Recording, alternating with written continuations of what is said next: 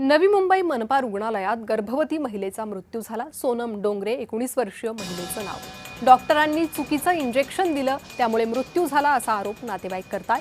ऐरोली येथील राजमाता जिजाऊ रुग्णालयात हा प्रकार घडलाय। या दोनही घरांमध्ये आज अतिशय दुःखद वातावरण आहे। नवी मुंबईकर मायबाप या अशा सत्ताधाऱ्यांच्या पुढे आपण लोटांगण घालणार आहात की याचा जाब विचारणार। योग्य ती कारवाई झालीच पाहिजे आणि याला दोषी असणाऱ्यांवर गुन्हा तात्काळ नोंदवला गेला पाहिजे, अन्यथा आरोग्य विभागाच्या अधिकाऱ्यांच्या कॅबिनच्या काचा राहणार नाहीत हे मात्र नक्की।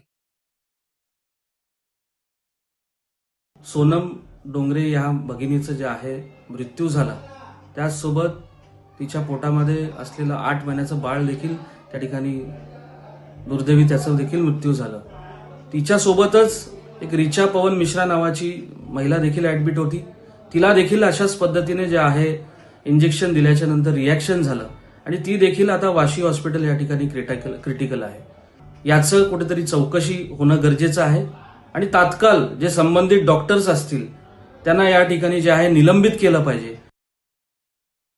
डॉक्टरांनी त्यांना काही सांगता न सांगता तिथं पेशंट बेशुद्ध असताना 3 तास त्यांनी दवाखान्यात तसं ठेवलेला आहे। या डॉक्टरांविरोधात काहीतरी केलं गेलं पाहिजे। प्रशासनाला आमची एक विनंती आहे की आमच्या परिवाराला इथे न्याय देण्यात यावा।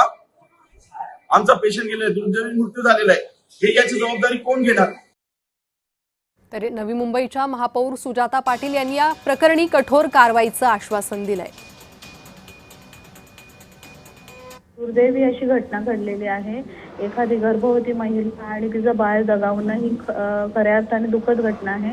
तिच्या त्या कुटुंबियांवर जे दुःखाचं डोंगर आहे ते मी समजू शकते आणि नक्कीच जे कोणी ह्या संदर्भात दोषी असतील, मग ते डीन असोत, डॉक्टर असोत किंवा कोणीही कर्मचारी, तर त्यांच्यावर कठोर कारवाई करण्यासाठी आम्ही पावले उचलणार आहोत।